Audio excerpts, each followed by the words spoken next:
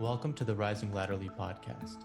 This is about connecting industries, technologies, histories, and psychologies to find intersections that can lead to personal and professional growth. Our conversations will be a blend of research, insights, and personal stories, and we hope by listening you become more fascinated about yourself and the world you live in. On behalf of Jay Arjun, this is Arjun Sachdev, and we hope you enjoyed this episode.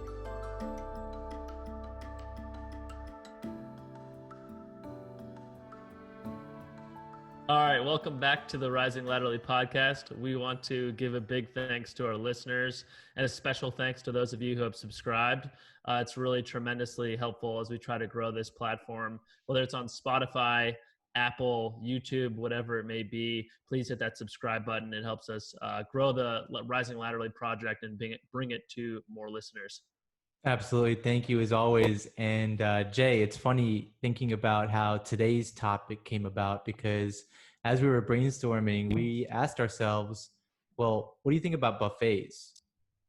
And that led to our curiosity about choices. So today we're going to dig into the science of choice, the paradox of choice, which is simply just what we all face being alive, and how there might be bias that exists within us. And throughout this conversation, we will weave in some thoughts around, how you can be more aware. So, in looking back and in preparing for it, it's not very often that you think about your choices or what's happening to you when you're faced with a choice. So I think there's a lot of opportunity for us all to find some growth through this discussion together. Yeah, absolutely. And I think a sensible place to start would be with some research from Daniel Kahneman, who's a world-renowned psychologist and behavioral economist. He's pretty famous for his work in behavioral economics. Actually won a Nobel laureate for that work. Some of you may have heard of the book Thinking Fast and Thinking Slow. And in that book, he articulates one of his big ideas, which is the distinction between system 1 and system 2 in the human mind and how that impacts decision making. And system 1 would be characterized as our associative decision making, effortless, automatic, unconscious, intuitive, whereas system 2 would be our conscious decision making, our deliberate decision making, critical thinking, those non-intuitive decisions. And I think the best way to kind of conceptualize system 1 and system 2 is to actually feel it. So I'll pose a question to you, Arjun. Pose two questions actually. First is, what is 2 times 2? 4. All right. What is 24 times 17? And now, obviously, we're not looking for an answer there, but you can feel how different 2 times 2 and delivering that answer feels in your brain versus something like 24 times 17 that actually requires problem solving. So anytime, your eyes look up into the corner and you really have to pause and move away from your intuition and actually think through something critically, that's when you're engaging system 2. And system 1 and system 2 aren't, necessarily physical regions in the brain. They're just a framework that Daniel Kahneman coined as an easy way to think about it. So I try in my own life when I'm thinking through something or thinking about my emotional reaction to something, I try to question myself and ask, is this system 1 operating or is this system 2 operating? Nice. And that's actually pretty advanced thinking. By the way, 24 times 17 should be 408, little back of the envelope. Nice. But you're right. When you asked me that question, I felt my brain do a little exercise. It had to think about it. Exactly. Yep. And so that's interesting. Totally. System 1, system 2, because you literally do feel it. I like how you broke that down. I think that is the exact way people can understand the difference. And I'll tell you, you mentioned that you are already at a point where you are able to determine or think about whether you're in system 1 or system 2. In preparing for this episode, dude, I had a very emotional time thinking about choices and just, it put me in a spot where I had to analyze the choices that I've made and avoided. I started to dig into my choices around, even what's done for me, what wasn't done for me. And next thing you know, I'm looking at myself from this third eye perspective at who I am, how I got here, who's been Mm-hmm. around me. And that just led to so many different types of emotions, from happiness to anger to sadness. I had some smiles. I also shed some tears, but then I had a lot of realizations as well. So, I mean, I think just that fact that you said that you are aware enough to be thinking about system one versus system two, I think is pretty powerful. Yeah, man. I think, well, it's definitely something that I've just sort of started to embrace. And it's one of those things where system one is such a powerful mechanism that I don't think you even really realize when you're thinking about things emotionally when you are. It seems like you're thinking about them entirely rationally, but you're so biased by your own emotions that you're actually in system one mode when it feels like system two mode. So there's definitely some self deception there that you know myself and I think other people would want to try to remain vigilant against. But I think it's a pretty powerful tool to bring into your business life, your relationships. Even just thinking about things like your view on current events. Obviously, there's a lot to get emotional about, given everything that's going on in the world, and I think trying to embrace system two as much as possible, as much as humanly possible, given the fact that we are human, is probably the right road to take. Yeah. But so yeah. I actually wanted to actually follow up on some of your thinking around you know childhood and growing up, and if you could frame it in terms of system one and system two, you know, is that something that maps over how your decision making may have changed over the course of your life?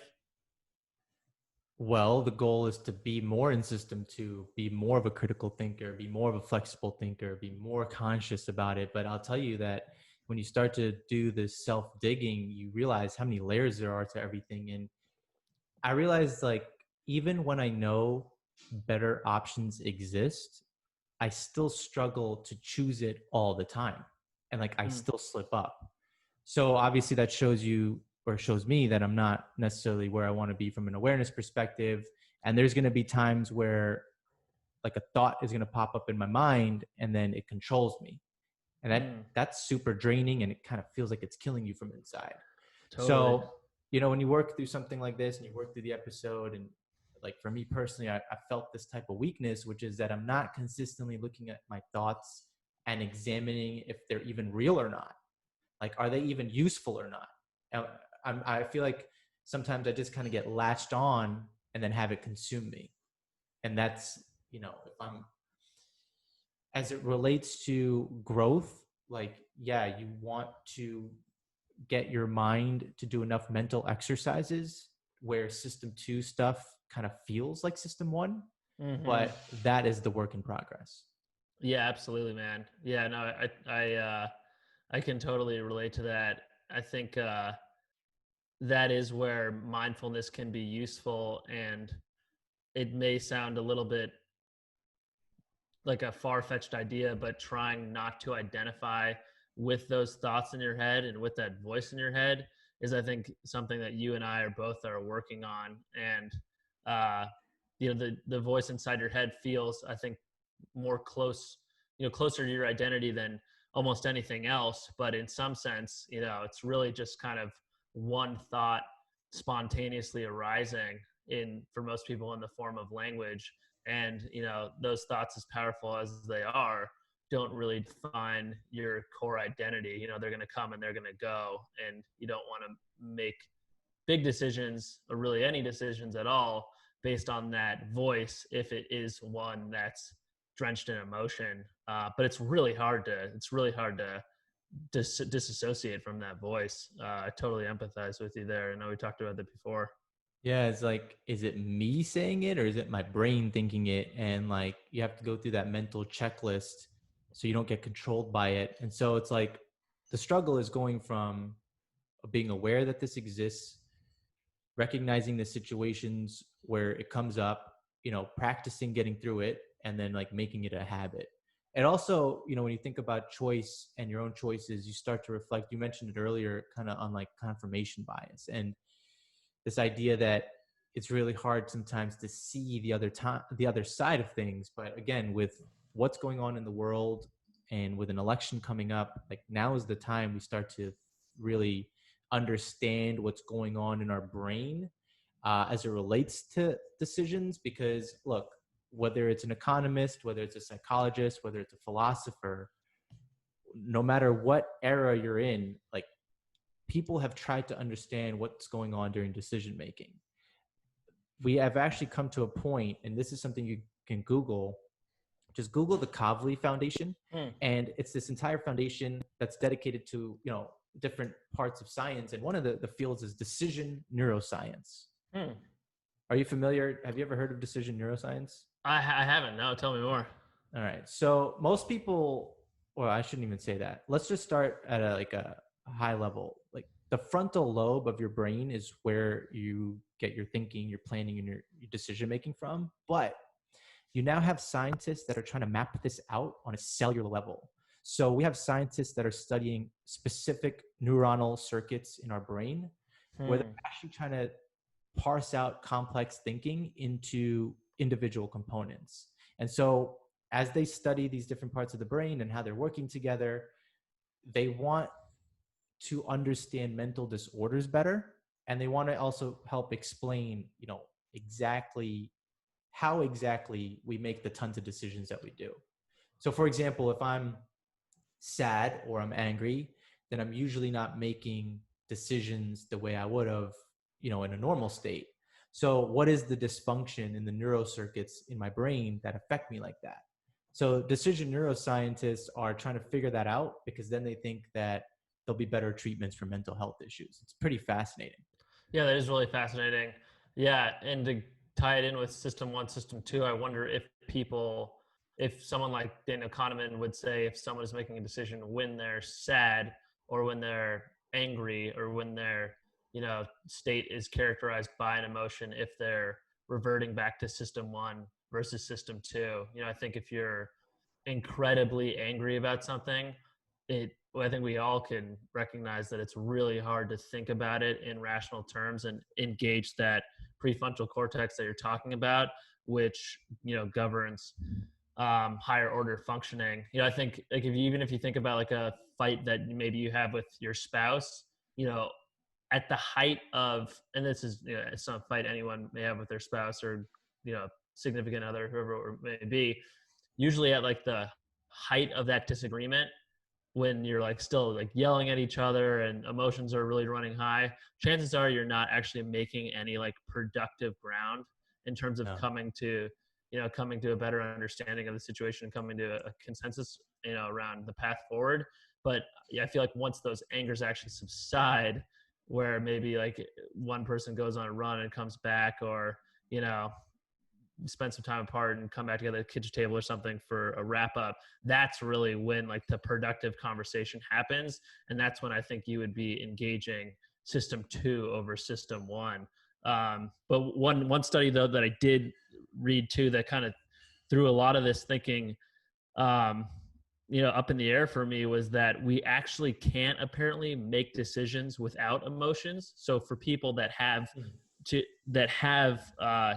damage in the parts of their brain that govern emotions, they have a really hard time weighing the pros and cons of two things. So if they're looking at something like, should I have chicken or turkey for dinner, when there's really no rational way to sort that out, they were unable to arrive at a decision. So it's funny, emotions, and it's kind of a double-edged sword. Like, you don't want emotions to govern all of your decisions, but apparently without emotions, we really wouldn't be able to make most of the basic decisions we need to make throughout our day. It's kind of interesting.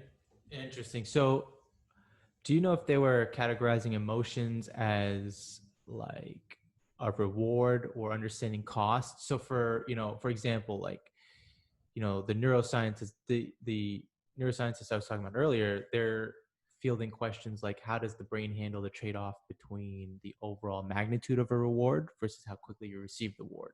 So I'm wondering if that has anything to do with emotion. You might get excited or you might feel happy. And like, how does that affect the dopamine neurons and the coding that takes place there? I don't know if you got into that. Yeah, not actually that's a great question. Not actually in that study, but going back to Daniel Kahneman, he actually coined this idea called prospect theory in behavioral economics. And that hits on exactly what you're talking about. He actually found that people weren't rational actors when it came to managing their own finances. They were more averse to loss, than they had an affinity for the upside. So even if from a probability standpoint something was out of their favor, if it minimized their losses, even if it capped their upside as well, they would take that over something that may have had a higher probability of delivering a positive outcome, but also carried a probability of delivering a negative outcome on the tail end as well. So I thought that was interesting. The bottom line there is that people are more averse to, I think, bad things happening than they are excited about good things happening, which is pretty powerful. Interesting. And that's take that down to like the cellular level. MIT neuroscientists actually explored this, and they discovered that the brain is making two computations when making a complex decision. So the first thing that the brain is doing is it's computing the confidence over the outcome of each decision to figure out the most likely cause of a failure. And second, when it is not easy to discern the cause, the brain makes additional attempts to gain more confidence. So as they put it, in their words, quote, creating a hierarchy in one's mind and navigating that hierarchy while reasoning about outcomes is one of the exciting frontiers of cognitive neuroscience. So again, I don't understand all the science, but when you're faced with complex decisions, your brain has two specific functions, or it's dealing with two computations, and it's actually allowing you to break down the problem into smaller decisions. Interesting. Yeah, and it sounds like some of that breakdown is largely subconscious. Those like sub Well, decisions. you have sub decisions, and it's really straightforward when the like sequence of choices gets you to your desired outcome. But like if things go wrong and the result is unfavorable, it's kind of like hard to decipher like what happened there. But that's where we're at with the science, and I don't really know it. But I thought that like looking into decision neuroscience and actually understanding what parts of your brain are working together when you're faced with something, and then coming out of that understanding like, well, we have the ability to actually break larger decisions into smaller ones. And that right there is awareness. That right there is the ability to now be in system 2, where you're more conscious and you are able to think more critically. Totally. Yeah. I think I'll have to review that science as well. But I think if you think about it, like when you have an emotional reaction to something, that's pretty much like a single decision. Like you immediately decide that you either like it or don't like it. But system 2, I think by definition, probably is a system of sub decisions, right? Because it's such a like when you did that back of the envelope math, there were many different steps that went into computing 408, or whatever it was. It wasn't just a snap judgment. There was a series of sub calculations going into that. So maybe that's a good heuristic too, just asking yourself, did I decide this in one fell swoop, or were there a series of sub decisions that went into it? And that's a good way of kind of determining whether or not it was system 1 or system 2. Yeah. So Jay, let me ask you how system 1 and system 2 might fit in with when you're confronted with too many choices. Like why is more less? So now we're getting into the paradox of choice. I think people, based on the existing consensus in psychology, people's like willpower actually dissipates as they make decisions throughout the day, especially as they make complex decisions throughout the day. So pretty famously, Barack Obama and I guess Mark Zuckerberg and some other prominent figures on the world stage have admitted that they only have like 2 outfits to choose from every day, because there's so many big decisions they have to make and big choices they have to make throughout their day that they want to eliminate as many as possible to free up that bandwidth for the things that actually matter. But even everyday people like you and I face the same thing that a lot of Americans do, which is just having so many things to choose from, particularly from a consumer perspective. There's just we're confronted with an infinite amount of choice every day, and if you were actually to engage system 2 with all of those choices, you would have really like no bandwidth for making the decisions that actually matter. That's the way that I see one framing of the paradox of choice.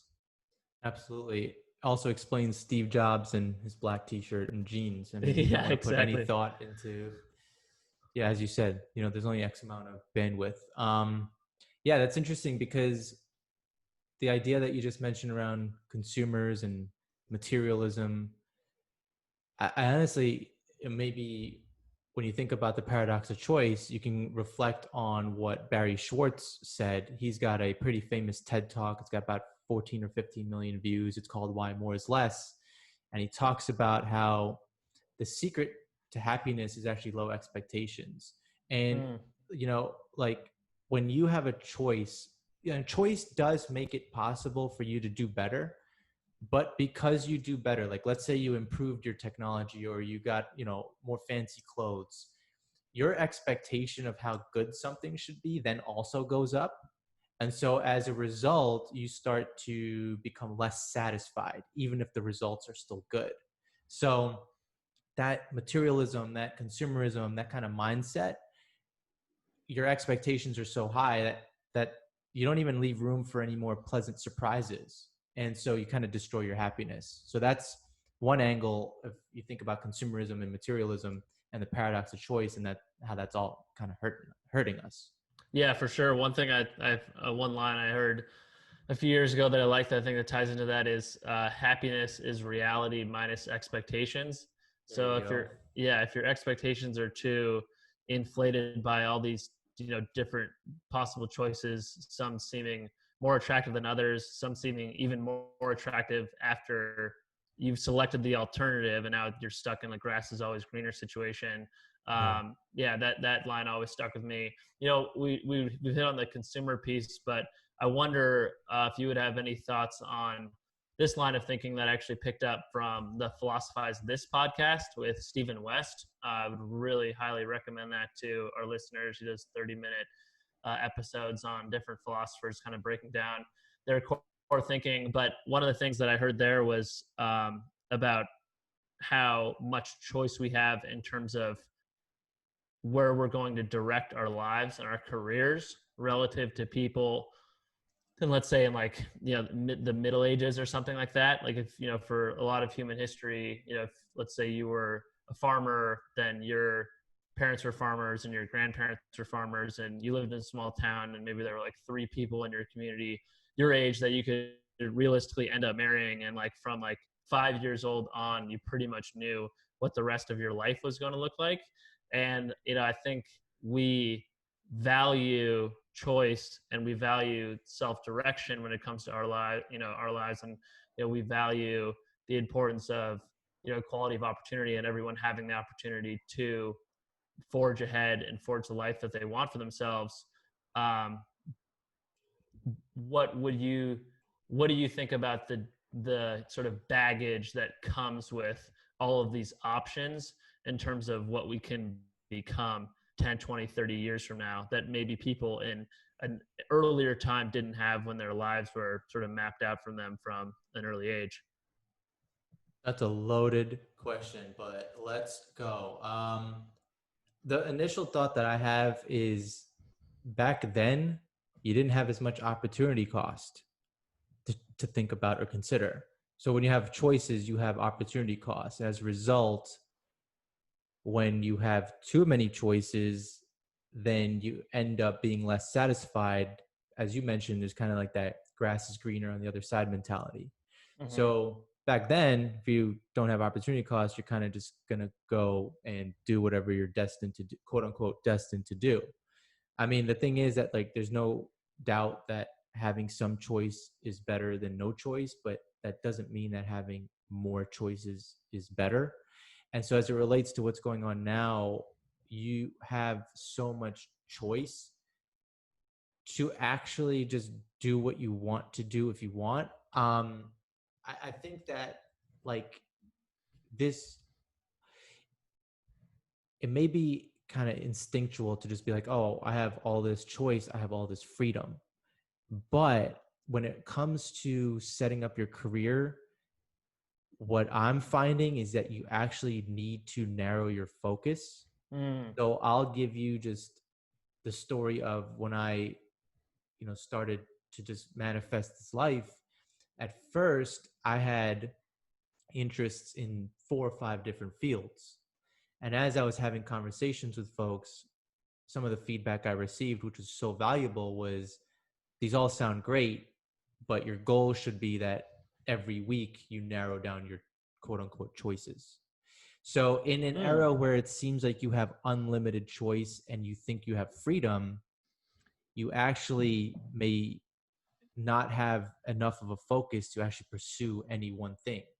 So, my advice from personal experience is that over time, whether it's a week or a month, whatever that period is, learn how to get rid of some of the choices and really narrow your focus. And as a result, I am now personally in a situation where I can blend all the things that I'm interested in and do it in the form that I feel most comfortable with.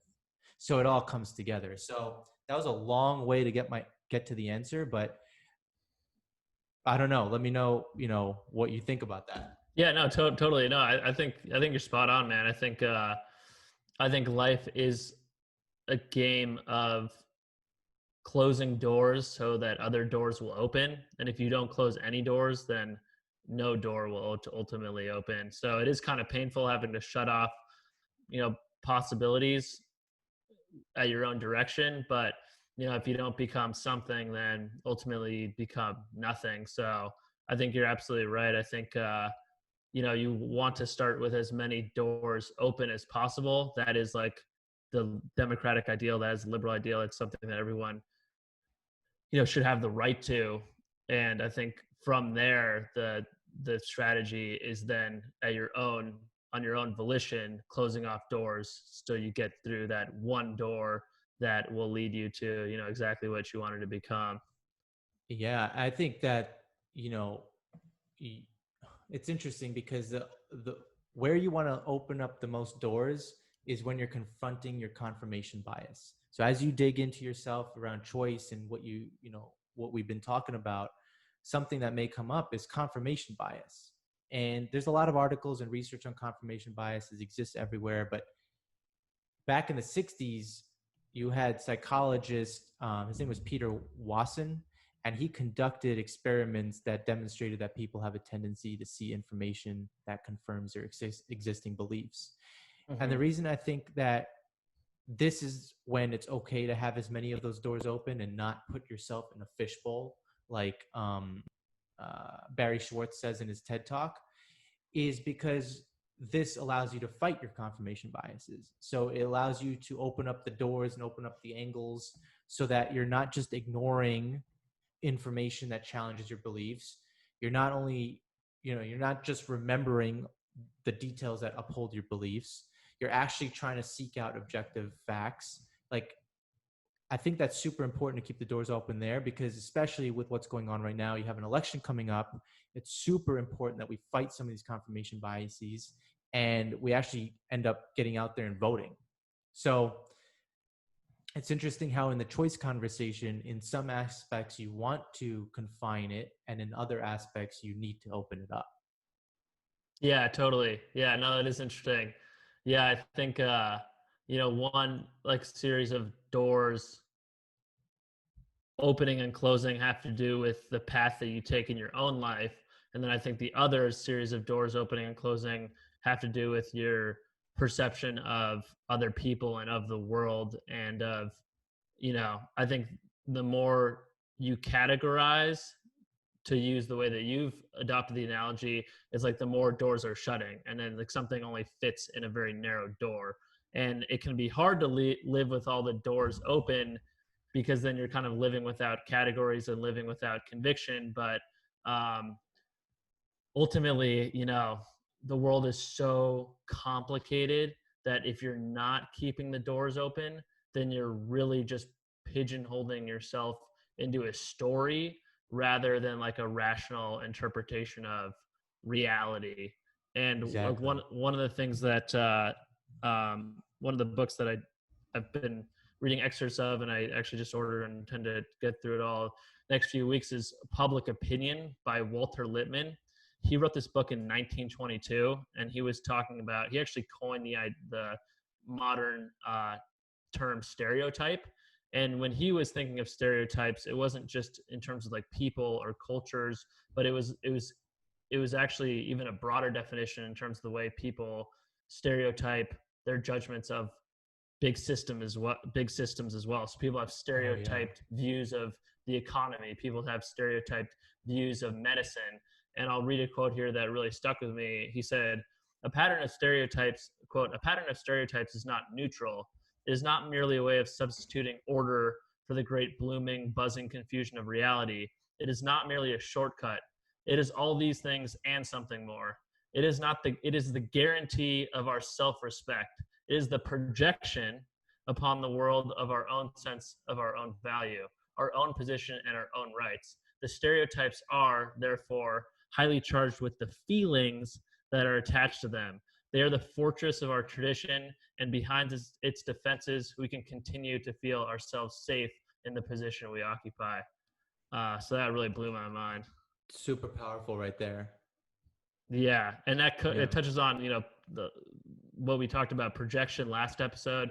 Projecting yourself on the way you see the world, even if that's not the way you see the world. I think it touches on our conversation around feelings in this episode. Stereotypes are a way of looking at the world through the lens of emotion rather than rationality, rather than system 2 type of thinking. So Yeah. it's really hard, man. It's hard to not, I don't think it's that hard to try to muzzle stereotypes of people and cultures. I would hope people have worked on that, but it is hard to not stereotype big systems that we're responsible for having an opinion about. Like, people are, we expect ourselves to have an opinion about like the current, economic state of the US, or we expect ourselves to have opinion about the coronavirus vaccine. And it's like, we're not economists, we're not scientists, but like we're still required to, in some sense, have an opinion. And in large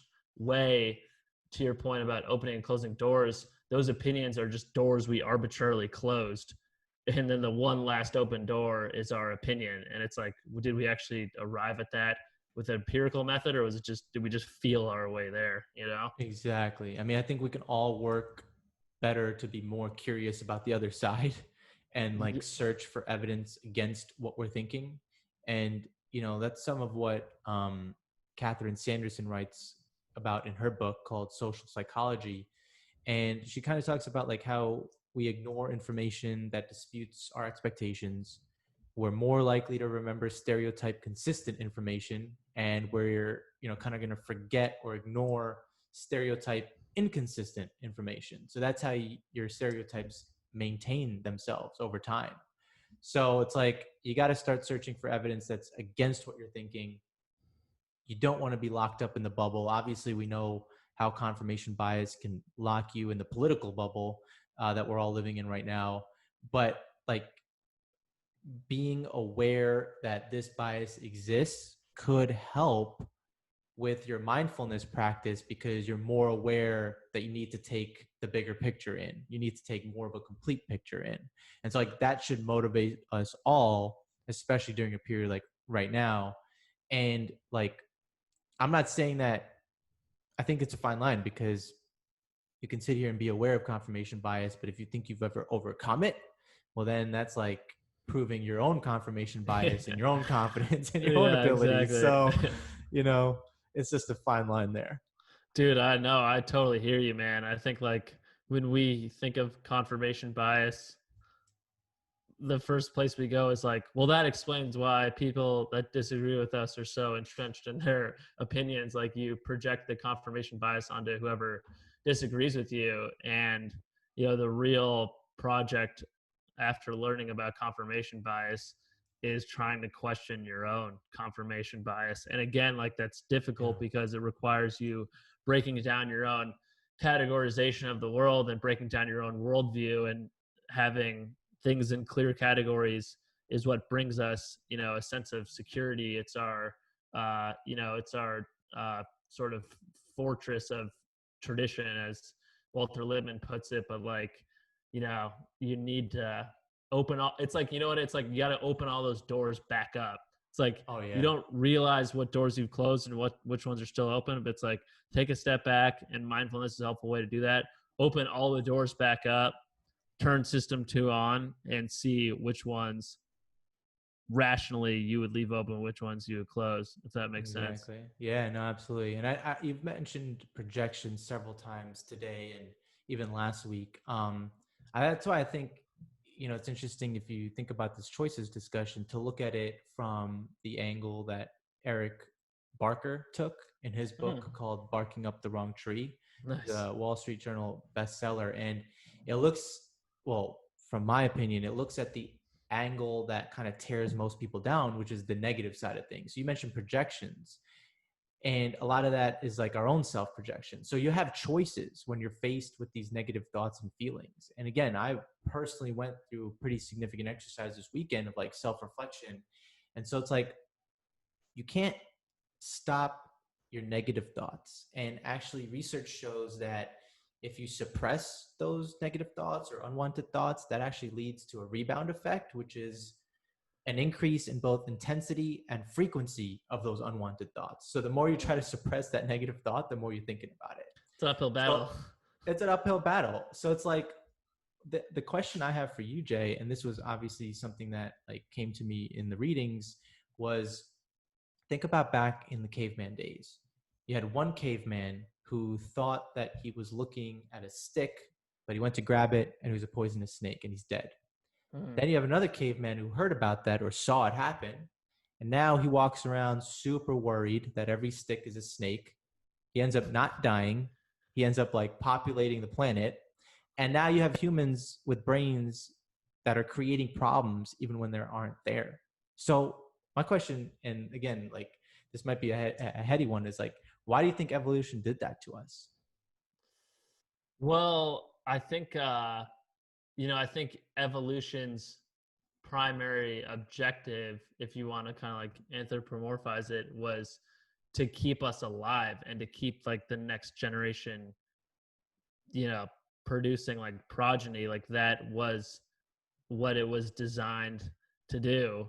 Exactly. But, it wasn't, evolution didn't, its core objective wasn't creating like rational beings. Like it's almost like, thank God we have a little bit of rationality here, because like for the most part, it almost seems like the rationality was kind of an afterthought of evolution. And we still really don't know why humans are, we don't really understand consciousness. We don't really understand why humans have developed this rational faculty and appreciation for art and science and all these things that other animals don't have. So thank God we have some of that, and we do have some system too, because I would imagine most every animal is governed 99% of the time by system 1. Maybe like monkeys or other advanced primates have some ability to tap into system 2. But yeah, to answer your question, man, I mean, it's just like, if the next person didn't think that it didn't have a paranoia around that stick being a snake, then we wouldn't all be here. So right.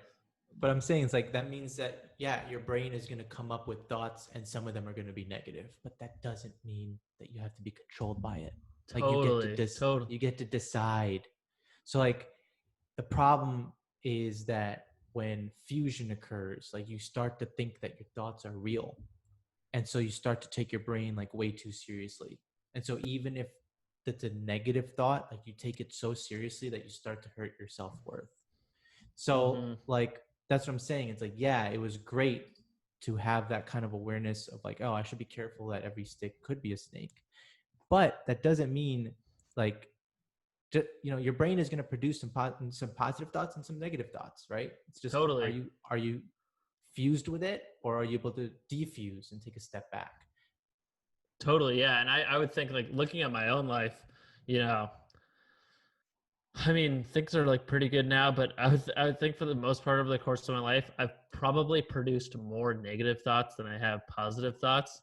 And like, it's not like, I don't mean to that's not like a cynical review of my life. It's just like if I had to think about it objectively, you know, my brain seems to spontaneously produce thoughts of apprehension or fear or regret, whatever it may be, more than it spontaneously produces thoughts of like gratitude or self-confidence or like happiness. So, you know, Yeah. to your point, like it's just like that's, I think, part of why we're all here. So, okay, you know, that's the nature of the human mind, but we do have the power to actively try to step back from that thinking. And I don't think you'll ever shut out the negative thoughts entirely, but you know, I think mindfulness is a powerful way of at least putting some distance between yourself and those negative thoughts that spontaneously arise. Well, let's make it tangible. I mean, so how many times do you check, your phone or your watch for how many steps you've taken throughout the day?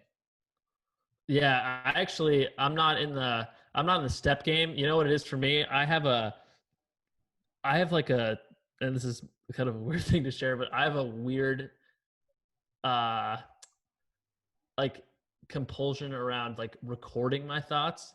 So that's what kind of like trips me up. Like if I Well, I'm forget a saying thought, you yeah. like let's try to get people to flip that. So like it's such negative thinking. So every time you look at your like I don't know, your step count, whatever, like try to match your positive thinking with the number of steps that you're seeing. Like see where Mm, you are in the day. Let's say you're at 5,000 steps. As you said, like most people have most negative self-talk. So your negative self-talk is outweighing your positive self-talk at the time you looked at that number of steps. The mm. goal is to try to match the number of positive thoughts with the number of steps you've taken that day. Oh, I see what you're saying. Yeah. Yeah, dude, that's really interesting. Uh, dude, I know, you know, like I bet one day they will have a Fitbit for the brain that is actually like monitoring how many negative thoughts you've had, how many positive thoughts you have. And it's like if it's 10 p.m. and people are getting ready to go to bed, they're like, I haven't hit 10,000 positive thoughts yet. Like I gotta get back on track there. I could totally see that happening. But yeah, Imagine if you had like, I'm sorry, just one no, thing. no, Like, yeah. imagine if you had like an earpiece and the technology was so dope that it was like telling you, like, you're being pushed around by your thoughts right now. Dude, we will probably honestly get there, dude. Yeah, like I don't know if for any listeners that are interested in like learning more, there's this part of the mechanism of the brain called the default mode network, and it's basically governed by like self-reflection and you know think like rumination and or I guess it's defined by self-reflection and rumination when it's active. And whenever most people's minds are still, they revert back to that default mode network where they're ruminating. And actually, like the average untrained mind at rest is actually not a very pleasant place to be. But part of the benefit of meditation, when people are really trained meditators, they're actually able to kind of quell that default mode network, and their resting state is less governed by or less defined by rumination and self-reflection and all that ego talk. So to your point, dude, about like we don't have the neural technology yet to tell us when our default mode network is overactive, but meditation is a good method in the interim to try to quiet it. Totally. And it's going to set you up to have a chance to have clearer and better choices. And I think as a society right now, like from what we do with equality, the economy, climate change, racism, with what we do in November, like we need to gather ourselves and the larger collective that we talked about last week and like that power and that energy and like focus on making sure that we're making the right decisions for our future. So like we have a choice, you have a choice, I have a choice. That's why this is such a powerful conversation to not only have with yourself, but like the people around you. And like it's just about finding and trying the different levers that are gonna keep you becoming the best version of yourself. So for me personally, like my efforts around just being more aware of what's going on in my brain, around decision making, around some of the confirmation bias, and around like just I don't have to take that thought so seriously. I don't need to be latched onto it. Like, let me look at it and be like, is this my brain or is this me? And just that moment is what I'm trying to make an effort on. And I think that's going to make a difference. I just think that we should be so grateful that we have this ability and sophistication to actually like map out potential responses to different situations. And so that clarity, I think, could benefit society if we all step up and try to be this type of version. Totally, man. Yeah, absolutely. Absolutely. That reminds me of one line I read in the Bhagavad Gita, which is a Hindu scripture dating all the way back to the 2nd century BC. It actually kind of made me laugh, but the whole scripture is a dialogue between Arjuna and Lord Krishna, and at one point, Lord Krishna is dispensing his kind of like summary wisdom, and he says, I recommend that you learn to quiet your mind through regular practice of meditation. But if you lack the willpower for that, I recommend you practice selfless service. But if that's still too much, then practice being unattached to the results of your actions. So it's like, if you can't meditate, if you can't like give yourself to charity or give yourself selfless service, like at the very least, try to become less attached to the results of your action. And I think that your comments around just trying to put distance between yourself and your thoughts and not attached to the negative thinkings, that kind of detachment is, I think, really valuable and something people have been preaching for thousands of years now. Absolutely. And Jay, I think you just set us up for a future episode where we can pull off of this and talk about how much control do you really have over your actions. Oh, I like that. Yeah, I think we both have a lot to say about that. I'll be looking forward to that. Yeah, but let's wrap up here. I think this is an episode where, people can find growth.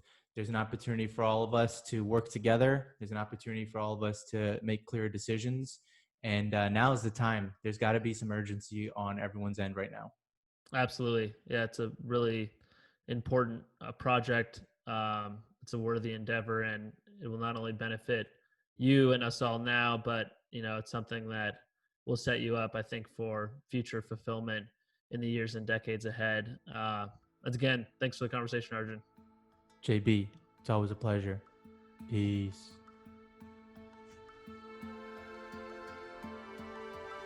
Thank you for tuning into this episode of Rising Laterally.